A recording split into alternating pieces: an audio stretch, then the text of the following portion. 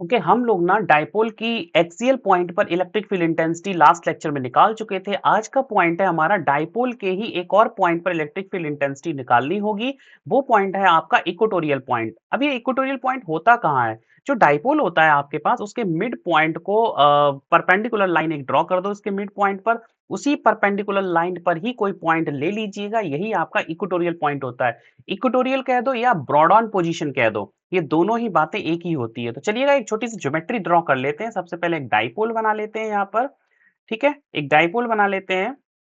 Dipole क्या होता है? एक सिस्टम होता है two equal and opposite charges का, जिसमें एक तरफ आपका माइनस चार्ज होगा, एक तरफ आपका प्लस चार्ज होगा। जिधर माइनस चार्ज रखा है इसको पॉइंट ए कंसीडर कर लिया, और जिधर प्लस चार्ज रखा है इसको हमने बी कंसीडर कर लिया है।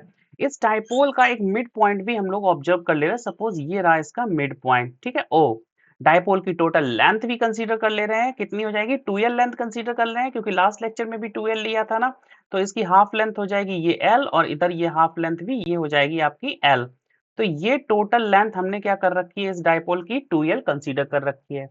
अब इसका इक्वेटोरियल पॉइंट देखेंगे। इक्वेटोरियल पॉइंट कैसे देखा जाता है? इसके मिड पॉइंट ओ से एक परपेंडिकुलर ड्रॉ कर दीजिएगा। तो चलिएगा ये काम भी कर लेते हैं। इसके मिड पॉइंट से एक परपेंडिकुलर ड्रॉ कर लेते हैं। ठीक है, इसके मिड पॉइंट से एक परपेंडिकुलर ड्रॉ कर लेते हैं। ठीक है, ये हमने परपेंडिकुलर ड्रॉ कर लिया। तो इसी लाइन पर कोई पॉइंट ले लो। सपोज ये पॉइंट यहाँ पर हो गया P, जहां पर हमें इलेक्ट्रिक फील्ड इंटेंसिटी को कैलकुलेट करनी होगी। अब जो इलेक्ट्रिक फील्ड की स्ट्रेंथ P पर आ रही होगी, वो दो चार्जेस की वजह से आ रही होगी। कौन से? एक माइनस का Q चार्ज ये वाला, और एक प्लस का Q चार्ज ये वाला। दोनों की डायरेक्शन क्या होगी P पॉइंट पर, ये इंपॉर्टेंट है आपके लिए, ठीक है ना। तो चलिएगा P पर हम लोग देख लेते हैं प्लस Q चार्ज की डायरेक्शन क्या होगी। प्लस Q चार्ज की जो फील्ड आ रही होंगी वो अवे फ्रॉम द चार्ज आ रही होंगी। मतलब यहाँ से B से जो चार्ज रखा है प्लस का Q, इसकी P पर जो स्ट्रेंथ आ रही होंगी वो चार्ज से अवे जा रही होंगी, मतलब B से P की तरफ डायरेक्शन जा रही होंगी। तो चलिएगा एक वेक्टर ट्रेस कर देते हैं, किधर की डायरेक्शन में? B से P तक की तरफ। ठीक है, कितनी तक किधर कर दे रहे हैं? B से P तक की तरफ। ठीक है, चलो कर लेते हैं इसको। B से, और ये, सॉरी ये गलत हो गया थोड़ा सा, ये ऐसे चला जाएगा, ये भी गलत हो रहा है। कोई बात नहीं, इसको टच करता हुआ जाना चाहिए। वो ऑटो सेट हो जाता ना, इस वजह से।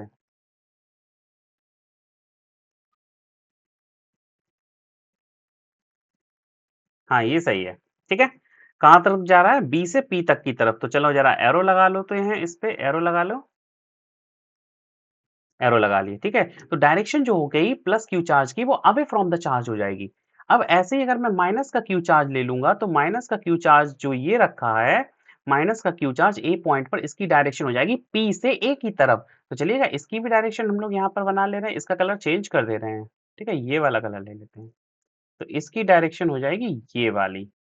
ठीक है, इसकी डायरेक्शन हम लोग यहाँ ले लेते हैं। ठीक है, तो P पॉइंट से जो ये जो एरो यहाँ तक की डिस्टेंस, और P पॉइंट से और ये वाले एरो की डिस्टेंस जो आपका ब्लू कलर में या स्काई ब्लू कलर में है डिस्टेंस, ये इक्वल होनी चाहिए। मतलब वेक्टर की डिस्टेंस इक्वल रखनी है। क्यों?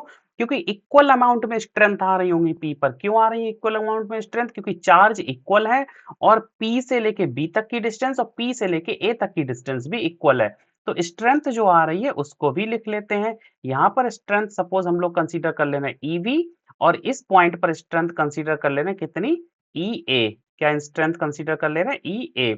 क्यों? क्योंकि ये जो स्ट्रेंथ आ रही है वो A चार्ज की वजह से, या फिर चार्ज ऑन A की वजह से, और ये जो स्ट्रेंथ आ रही है वो चार्ज ऑन B की वजह से आ रही है। ठीक है ना। अब एक और बात, इसका रिजल्ट किधर जाएगा? EV हो जाएगी किधर डायरेक्शन में? B से P की तरफ ट्रेस हो रहा है वेक्टर, और EA किधर की डायरेक्शन में हो गया? P से A की तरफ ट्रेस हो रहा है। तो जो, क्योंकि इनका अमाउंट भी इक्वल है, यहाँ पर लिख लो EV equal to the EA। जब ये इक्वल इक्वल अमाउंट में है, इसका मतलब है इनका जो रिजल्टेंट आएगा वो इन दोनों ही वेक्टर के मिड पॉइंट से चला जाएगा। तो अब क्या करो, इसका रिजल्टेंट वेक्टर भी ट्रेस कर लो। तो इसके लिए क्या कर लो, एक छोटी सी ज्योमेट्री बना लेते हैं। यहाँ पर देखो कैसे, इसका रिजल्टेंट के लिए हम लोग एक छोटी सी ज्योमेट्री और बना लेते हैं। यहाँ पर एक एक्सिस बना लेते हैं, ये हो जाएगी एक एक्स एक्सिस। इसका कलर चेंज कर दें, है ना, व्हाइट कलर ले लेते हैं। ये हो जाएगी एक एक्स एक्सिस ये, और ये हो जाएगी इसकी वाई एक्सिस। ठीक है, तो यहाँ पर जो एरो भी लगा दो आप। एरो भी लगा दो, ऐसे और ऐसे, ठीक है। तो ये आपका हो जाएगा बाई एक्सिस और ये हो जाएगा आपका एक्स एक्सिस, ठीक है ना। तो अब क्या करेंगे, ईवी के प्रोजेक्शन ले लेंगे। सबसे पहले कुछ कंसीडरेशन और कर लेते हैं। ये एंगल थीटा कंसीडर कर लो और ये एंगल भी थीटा।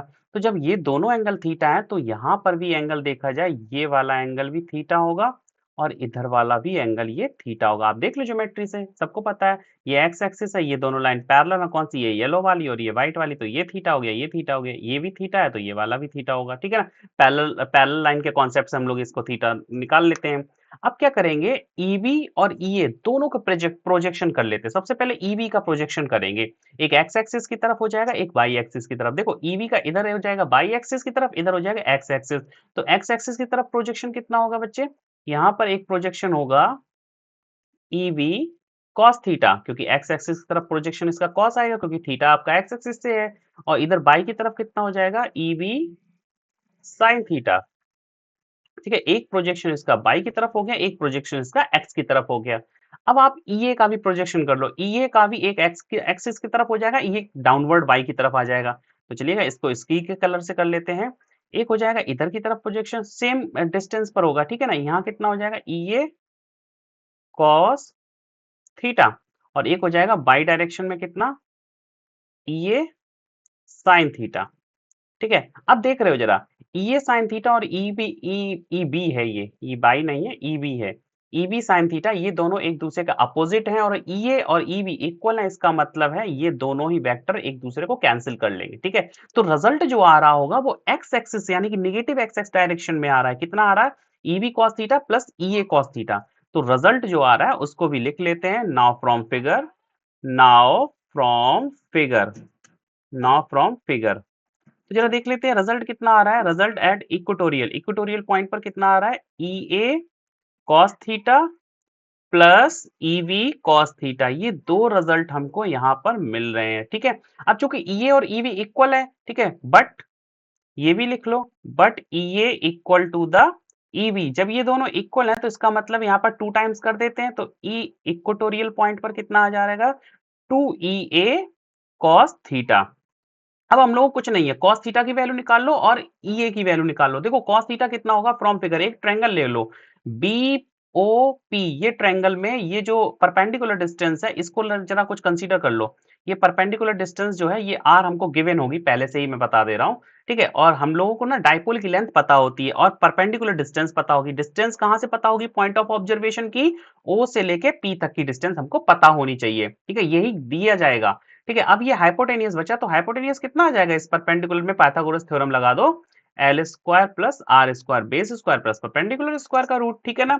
तो ये आ गया आपका हाइपोटेनियस। तो इस ट्रायंगल राइट एंगल ट्रायंगल से अगर देखा जाए बीओपी से आपका cos थीटा आ जाएगा। cos थीटा क्या हो जाएगा, बेस अपॉन हाइपोटेनियस, बेस है एल और हाइपोटेनियस ये रहा L square plus R square का रूट। तो यहाँ पर but from figure but from figure cos theta equal to the कितना हो जाएगा, L upon root of L square plus R square, ठीक है। एंड एक और बात, ई की वैल्यू देखो, चार्ज ऑन ए वो माइनस का है, प्लस माइनस अब ध्यान नहीं रखना, चार्ज और चार्ज से डिस्टेंस कितनी है, देखो जैसे ये हाइपोटेनियस है वैसे ये भी हाइपोटेनियस है आपका। तो ये वाला हाइपोटेनियस कितना हो जाएगा, इतना ही रहेगा, कितना, root of L square plus R square. दोनों हाइपोटेनियस सेम होंगे, ई ए से लेके पी तक और बी से लेके पी तक की डिस्टेंस इक्वल होगी। तो अब हमें क्या करना है, जो इलेक्ट्रिक फील्ड है वो चार्ज Q की वजह से P पर निकालनी है, यानी कि माइनस क्यू या प्लस क्यू हो। तो EA जो और EB इक्वल है, तो चाहो तो इसकी वजह से निकाल लो, माइनस क्यू की वजह से या प्लस क्यू की वजह से, दोनों की इक्वल आएगी फील्ड P पर।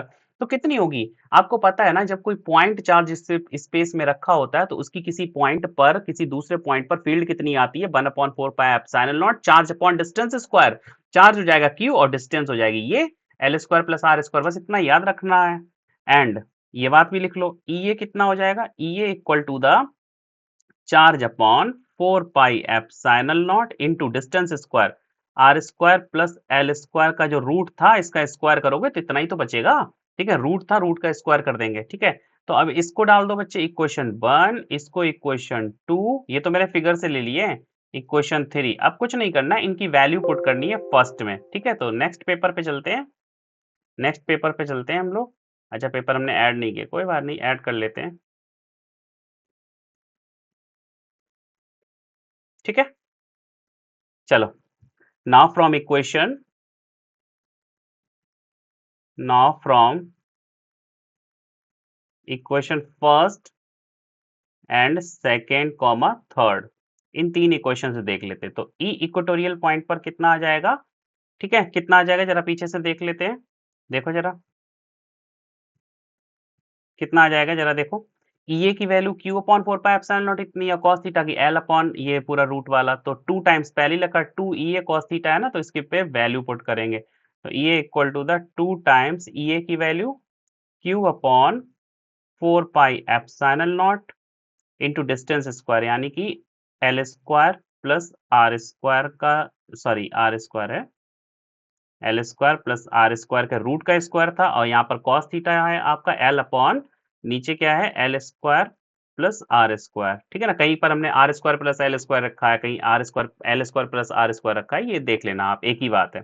2 को 2l के साथ कर लो, तो इक्वेटोरियल पॉइंट पर कितना आ जाएगा, इक्वेटोरियल पॉइंट पर equal to the q into 2l, इसकी पावर 1 है, इसकी पावर 1/2 है, तो कितना हो जाएगा 3/2 power 4 pi epsilon naught into L square plus R square की पावर 3/2, ठीक है?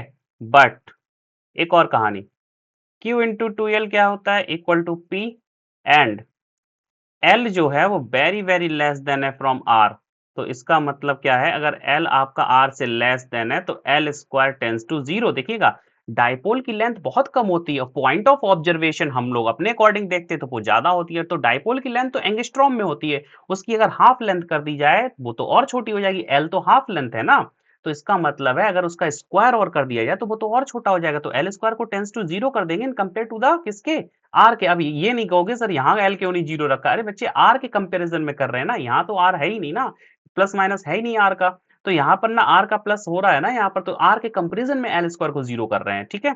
तो अब यहाँ पर क्या हो जाएगा, ई इक्वेटोरियल पॉइंट पर कितना हो जाएगा, ऊपर हो जाएगा पी, नीचे आएगा 4 पाई एप्सिलॉन नॉट, यहाँ आ जाएगा कितना 1 अपॉन, या फिर ये देखो जरा आर को 0 सॉरी एल को 0 कर देंगे तो ये 3/2 की पावर यहाँ आएगी, तो 2 से 2 चला जाएगा, कितना बचेगा 3, यानी कि आर क्यूब, ठीक है?